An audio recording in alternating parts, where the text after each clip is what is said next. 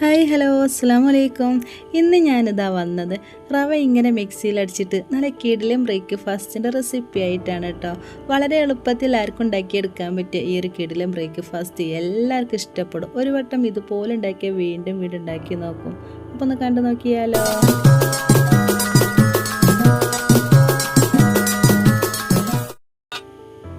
അപ്പോൾ റവ കൊണ്ടുള്ള ഈ ഒരു കിടിലൻ ബ്രേക്ക്ഫാസ്റ്റ് റെസിപ്പി ഉണ്ടാക്കിയെടുക്കാൻ വേണ്ടിയിട്ട് ഞാനിതാ 2 ഗ്ലാസ് റവ എടുത്തത്. വളരെ എളുപ്പത്തിൽ ആർക്കും ഉണ്ടാക്കിയെടുക്കാൻ പറ്റും ഈ ഒരു കിടിലൻ ബ്രേക്ക്ഫാസ്റ്റ് എല്ലാവർക്കും ഇഷ്ടപ്പെടും. എല്ലാവരും ഉണ്ടാക്കി നോക്കണേ. ഒരു വട്ടം ഇതുപോലെ ഉണ്ടാക്കിയാൽ വീണ്ടും വീണ്ടും ഉണ്ടാക്കി നോക്കുക. അത്രയ്ക്ക് നല്ല ടേസ്റ്റിൽ എളുപ്പത്തിലാണ് ഈ റെസിപ്പി ഉണ്ടാക്കിയെടുക്കുന്നത്. വറുത്ത റവ വറുക്കാത്ത റവ ഏതായാലും പ്രശ്നമല്ലേ. ഇതിലേക്ക് ഞാനിതാ 1.5 തവി ബാക്കി വന്ന ചോറാട്ട് ഇട്ട് കൊടുക്കുന്നത്. നിങ്ങളെ കയ്യിൽ ഏതാ ചോറുള്ള അതിൽ നിന്ന് 1.5 തവിയാണ് നമുക്ക് ഈ ഒരു റവയിലേക്ക് ഇട്ട് കൊടുക്കേണ്ടത്. പിന്നെ ജസ്റ്റ് അങ്ങോട്ട് മിക്സ് ചെയ്ത് കൊടുത്തതിന് ശേഷം വെള്ളം ഒഴിച്ച് കൊടുക്കട്ടെ. വെള്ളം ഒരുപാട് അങ്ങോട്ട് ഒഴിച്ച് കൊടുക്കരുത്. കുറേശ്ശെ ആയിട്ട് ഇങ്ങനെ ഏകദേശം 3 ഗ്ലാസ് വരെ വെള്ളം ഞാനിതാ ഇതിലേക്ക് ഒഴിച്ച് കൊടുത്തേന്. ഈ റവ ആകുമ്പോൾ കുറച്ച് വെള്ളം കുടിക്കുമല്ലോ, അപ്പോൾ അതിനനുസരിച്ച് ഒഴിച്ച് കൊടുക്കണം കേട്ടോ. അധികം അങ്ങോട്ട് ലൂസ് ആവാനും പറ്റില്ല, അധികം അങ്ങോട്ട് ടൈറ്റ് ആവാനും പറ്റില്ല. ആ ഒരു രീതിയിലായിട്ട് നമുക്ക് മാവ് കിട്ടേണ്ടത്.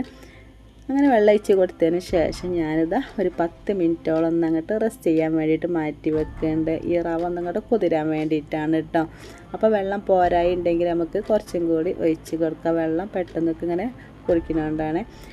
ഇനി ആവശ്യത്തിനുള്ള ഉപ്പും പിന്നെ വേണ്ടത് 3 സ്പൂണ് അരിപ്പൊടിയാണ്. അരിപ്പൊടി നിങ്ങളെ കയ്യിലില്ലെങ്കിൽ ഗോതമ്പ് പൊടി ഇട്ട് കൊടുത്താലും മതി കേട്ടോ. ഇനി അങ്ങോട്ട് മിക്സ് ചെയ്ത് കൊടുക്കുകയാണേ. ഈ ഒരു സമയത്തിൻ്റെ വീഡിയോ കണ്ട് നിങ്ങൾക്ക് ഇഷ്ടപ്പെടുകയാണെങ്കിൽ ഇപ്പം തന്നെ ലൈക്ക് ചെയ്യണേ. പുതിയ കൂട്ടുകാർ കാണുന്നുണ്ടെങ്കിൽ സബ്സ്ക്രൈബ് ചെയ്യാനും മറക്കരുത്. അപ്പോൾ ഇതിലേക്ക് ഞാൻ വീണ്ടും 1 ഗ്ലാസ് വരെ വെള്ളം ഒഴിച്ച് കൊടുത്തണം കേട്ടോ. ഒന്നങ്ങോട്ട് വെള്ളം പോരായി എന്ന് തോന്നിയപ്പോൾ അപ്പോൾ ഇതുപോലെ അങ്ങോട്ട് ഇളക്കിയെടുത്തതിന് ശേഷം ഞാൻ മിക്സിൻ്റെ ജാറിലിട്ടിട്ട് നന്നായിട്ട് അങ്ങോട്ട് കറക്കിയെടുക്കുകയാണ് ചെയ്യുന്നത്. എളുപ്പമാണ്. ഒരുപാട് സമയം റെസ്റ്റ് ചെയ്യാനോ അങ്ങനെയൊന്നും വെക്കേണ്ട ആവശ്യമില്ല കേട്ടോ. രാവിലെയൊക്കെ എന്താ ഉണ്ടാക്കുക എന്നുള്ളൊരു ടെൻഷനൊക്കെ ഉണ്ടാവുമല്ലോ. അപ്പോൾ ഇതുപോലെ റവ ചോറൊക്കെ നിങ്ങളെ കയ്യിലുണ്ടെങ്കിൽ ഒരുപാട് സമയം റെസ്റ്റ് ചെയ്യാൻ വെക്കാത്തതാ നമുക്ക് പെട്ടെന്ന് ഉണ്ടാക്കിയെടുക്കാൻ പറ്റും കേട്ടോ. ഇനി ഞാനിതാ മിക്സിൻ്റെ ജാറെടുത്തിട്ട് അതിലേക്ക് ഈ മാവ് ഫുൾ അങ്ങോട്ട് ഒഴിച്ച് കൊടുക്കുന്നുണ്ട്. ഇനി അങ്ങോട്ട് കറക്കിയെടുക്കുകയാണ് ചെയ്യുന്നത്. എളുപ്പമാണ് ഇത് ഉണ്ടാക്കിയെടുക്കാൻ. പ്രത്യേക തന്നെ ടേസ്റ്റ് തന്നെ കേട്ടോ ഈ ഒരു ബ്രേക്ക്ഫാസ്റ്റിന്.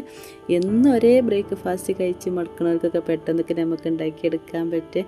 നന്നായിട്ട് അങ്ങോട്ട് കറക്കിയെടുത്തതിന് ശേഷം ഞാൻ ഒരു പാത്രത്തിലേക്ക് ഒഴിച്ച് കൊടുക്കുന്നുണ്ട്. ഇനി തലേന്ന് രാത്രി നമ്മളിതാ വെള്ളപ്പത്തിന് പിന്നെ അതല്ല ഈ ഒരു ഉഴുന്ന് ദോശയൊക്കെ ഉണ്ടല്ലോ, അതുപോലെ മാവ് അരച്ച് വെക്കുകയാണെങ്കിൽ അങ്ങനെ അരച്ച് വെക്കാം കേട്ടോ. ഞാനേതായാലും രാവിലെ തന്നെ അരച്ചിട്ട് 2 മണിക്കൂറോളം റെസ്റ്റ് ചെയ്യാൻ വെച്ചിട്ട് ഞാനിതാ ഈ ഒരു റെസിപ്പി ഉണ്ടാക്കിയെടുക്കുകയാണ്. ജാറ് കഴുകിയിട്ട് കുറച്ച് വെള്ളം അതിലേക്ക് ഒഴിച്ച് കൊടുത്തിട്ട് നന്നായിട്ട് ഇതുപോലെ അങ്ങോട്ട് ഇളക്കിയെടുക്കേണ്ടത്. ഒരു നുള്ളു ബേക്കിംഗ് സോഡയും കൂടി ഇതിൻ്റെ കൂടെ തന്നെ ഇട്ട് കൊടുക്കുന്നുണ്ട്. ബേക്കിംഗ് സോഡ ഇട്ട് കൊടുത്തതിന് ശേഷം നന്നായിട്ടൊരു 2-3 മിനിറ്റ് നേരം ഇളക്കി കൊടുക്കണം. അപ്പോൾ ഈ ഒരു മാവ് നന്നായിട്ട് ഇങ്ങോട്ട് സെറ്റ് ആവുള്ളേ.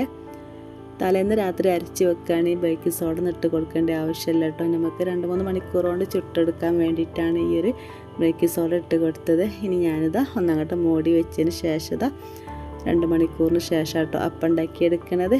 ഈ ഒരു സമയത്ത് ഇതിലേക്ക് നല്ല കിടിലം ഗ്രീൻ പീസ് കറി ഉണ്ടാക്കിയെടുക്കേണ്ടത്. അതിന് വേണ്ടിയിട്ട് ഒരു 200 ഗ്രാം തലേന്ന് രാത്രി ഗ്രീൻ പീസ് വെള്ളത്തിലിട്ടാട്ടോ അത് ഈ ഒരു കുക്കറിലേക്ക് ഇട്ട് കൊടുക്കുന്നുണ്ട്.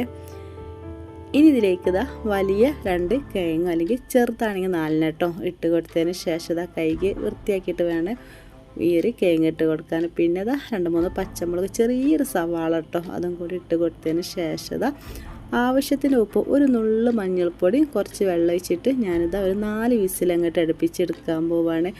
വെറും 5 മിനിറ്റിനോട് ഉണ്ടാക്കിയെടുക്കാൻ പറ്റിയ ഗ്രീൻ പീസ് കറി കേട്ടോ. എല്ലാവർക്കും ഇഷ്ടപ്പെടും. വെള്ളം ഒഴിച്ച് കൊടുത്തതിന് ശേഷം ഇനി ഞാനിതാ കുറച്ച് ഇതുപോലെ അങ്ങോട്ട് ഇളക്കി കൊടുത്തേണേ. എളുപ്പമായിട്ട് ഈ ഒരു ഗ്രീൻ പീസ് കറി ഉണ്ടാക്കിയെടുക്കുക. അപ്പത്തിനും ദോശയ്ക്കും എല്ലാത്തിനും ബെസ്റ്റാണ് ഈ ഒരു ഗ്രീൻ പീസ് കറി. അപ്പോൾ എല്ലാവരും ഉണ്ടാക്കി നോക്കണം. അതങ്ങോട്ട് വിസിലടുപ്പിച്ച് മാറ്റി വെച്ചതിന് ശേഷം ഒരു പാൻ അടുപ്പത്ത് വെച്ചതിന് അതിലേക്ക് കുറച്ച് വെളിച്ചെണ്ണ ഒഴിച്ച് കൊടുത്തത് അത് ചൂടായതിന് ശേഷം സവാളൻ്റെ ചെറിയ പീസ് ഇട്ട്, ചെറിയ ഉള്ളി ഏതായാലും പ്രശ്നമില്ല, ഇതുപോലെ വളരെ നൈസായിട്ട് അരിഞ്ഞെടുക്കണേ. ഈ ഒരു വെളിച്ചെണ്ണയ്ക്ക് ഇട്ട് കൊടുത്തതിന് ശേഷം ഒന്നങ്ങോട്ട് കളറ് മാറിച്ചെടുത്തതിന് ശേഷം ഇതിലേക്ക് ഞാനിതാ കുറച്ച് കടുകും കൂടി ഇട്ട് കൊടുക്കണ്ടേ. ഈ ഒരു ഉള്ളിയൊക്കെ സൈഡിലേക്ക് ഒന്ന് അങ്ങോട്ട് ഇതുപോലെ അങ്ങോട്ട് ആക്കി കൊടുക്കട്ടെ. എന്നാൽ പെട്ടെന്നൊക്കെ അങ്ങോട്ട് ഈ ഒരു കടുക് പൊട്ടിക്കരിഞ്ഞ് കിട്ടും. അതിന് വേണ്ടിയിട്ടാണ്. കടുക് പൊട്ടി പൊരിഞ്ഞതിന് ശേഷം കുറച്ച് കറിവേപ്പിലയും കൂടി ഇട്ട് കൊടുക്കുന്നുണ്ട്. അടിപൊളി ടേസ്റ്റ് ആയിട്ട്. ഇങ്ങനെ നിങ്ങൾ ഉണ്ടാക്കി നോക്കിയിട്ടില്ലെങ്കിൽ എന്തായാലും ഉണ്ടാക്കി നോക്കണേ.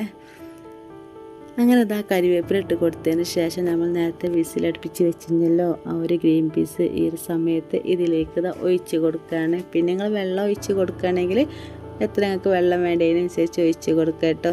ജസ്റ്റ് അങ്ങോട്ട് നമ്മൾ ഈ ഒരു തവി കൊണ്ട് ഈ ഒരു കേങ്ങ് കുറച്ചൊന്ന് അങ്ങോട്ട് ഉടച്ച് കൊടുക്കുന്നുണ്ട്. നമുക്ക് നല്ല കട്ടിയിൽ കിട്ടാൻ വേണ്ടിയിട്ടാണ്. കുറച്ച് വെള്ളം ഇതിലേക്ക് ഒഴിച്ച് കൊടുത്തിട്ട് ഒന്നങ്ങോട്ട് തിളപ്പിച്ചെടുക്കുകയാണ്. പിന്നെ കുറച്ച് കറിവേപ്പില മല്ലിച്ചപ്പ് നിങ്ങളെ കയ്യിലുണ്ടെങ്കിൽ ഈ ഒരു സമയത്ത് ഇട്ട് കൊടുക്കുക കേട്ടോ. അപ്പോൾ തന്നെ നമ്മളെ കിടിലൻ ഗ്രീൻ പീസ് കറി റെഡി ആയണേ. വെള്ളം നിങ്ങൾക്ക് വേണമെങ്കിൽ ഒഴിച്ച് കൊടുക്കുക കേട്ടോ.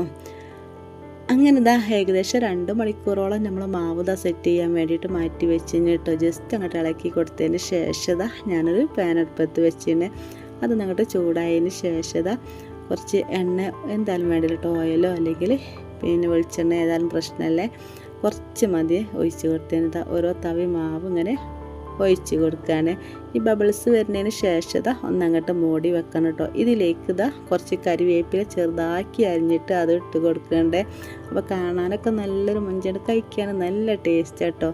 ഇഷ്ടമല്ലെങ്കിൽ ഇട്ട് കൊടുക്കണ്ടേ. ഇനി ഇതിന് മുകളിലായിട്ട് കുറച്ച് ഓയിലോ നെയ്യോ ജസ്റ്റ് അങ്ങോട്ട് പ്രസ് ചെയ്ത് കൊടുത്തതിന് ശേഷം നമ്മളെ കിടിലം അപ്പം റെഡി ആയതിന്. രാവിലെയൊക്കെ വളരെ ടേസ്റ്റ് ആയിട്ട് ഈ ഒരു അപ്പം ഉണ്ടാക്കിയെടുക്കാൻ. ചൂടോട് കൂടിയാകുമ്പോൾ കറിൻ്റെ ഒന്നും ആവശ്യമില്ലേ. അങ്ങനെ ഓരോ തവി മാവ് ഇതുപോലെ അങ്ങനെ ഒഴിച്ച് കൊടുക്കുകയാണ്. ഇത് ഒഴിക്കുമ്പോൾ തീയൊന്നും അങ്ങോട്ട് കുറച്ച് കൊടുക്കണം കേട്ടോ. പിന്നെ നമ്മൾ ജസ്റ്റ് അങ്ങോട്ട് ചെറുതായിട്ട് കൂട്ടി കൊടുത്താൽ മതി. ഈ ഒരു ബബിൾസ് വരുന്ന വരെ നമ്മൾ കാത്തിരിക്കണം, എന്നിട്ടിട്ട് മൂടി വെക്കാൻ പറ്റുള്ളൂ. പിന്നെ കുറച്ച് കറിവേപ്പില ഇതുപോലെ ചെറുതാക്കി അരിഞ്ഞിട്ട് മല്ലിച്ചപ്പ് നിങ്ങളുടെ കയ്യിലുണ്ടെങ്കിലും അതിട്ടാലും രസമാട്ടോ. ഇനി നമ്മൾ കറിവേപ്പില ഇട്ടിട്ടില്ലെങ്കിൽ നമുക്ക് ഈ ഒരു അപ്പം ഉണ്ടാക്കിയെടുക്കാൻ പറ്റുക. ഇങ്ങനെ ആകുമ്പോൾ കാണാനൊക്കെ നല്ലൊരു ഭംഗിയാണ്, കഴിക്കാനൊക്കെ ഒരു ടേസ്റ്റാണ്. അപ്പോൾ ഓരോ അപ്പം ഞാനിതാ ഇതുപോലെ ജസ്റ്റ് നെയ്യോ എണ്ണ എന്നിങ്ങനെ ഒഴിച്ച് ഇങ്ങനെ പ്രസ് ചെയ്ത് കൊടുത്തതിന് ശേഷം ചുട്ടെടുക്കാൻ കേട്ടോ. വെറും 2 മിനിറ്റ് കൊണ്ടല്ലേ നമുക്കിത് ഈ ഒരു അപ്പം ഉണ്ടാക്കിയെടുക്കാൻ പറ്റേ. എല്ലാവരും ഉണ്ടാക്കി നോക്കണേ. ഒരു വട്ടം ഇതുപോലെ ഉണ്ടാക്കി നോക്കണ്ടേ. നമുക്ക് പിറ്റേന്ന് ഇതുപോലെ തന്നെ ഉണ്ടാക്കിയെടുക്കാൻ പറ്റേ. അങ്ങനെ ഞാൻ ഓരോ അപ്പം ഇതുപോലെ ഉണ്ടാക്കിയെടുത്തതിന് ശേഷം നമ്മളെ ഈ ഒരു അപ്പം റെഡി ആയിരുന്നു കേട്ടോ. അപ്പോൾ എല്ലാവർക്കും ഇഷ്ടപ്പെട്ടിട്ടുണ്ടാകുമെന്ന് വിചാരിക്കുകയാണ്. ഇഷ്ടപ്പെടുകയാണ് വീഡിയോക്ക് ലൈക്ക് ചെയ്യാൻ മറക്കരുത്. അപ്പോൾ ഇന്നത്തെ വീഡിയോ അത്ര തന്നെ ഉള്ളൂ. ഇൻഷാ അല്ലാഹ്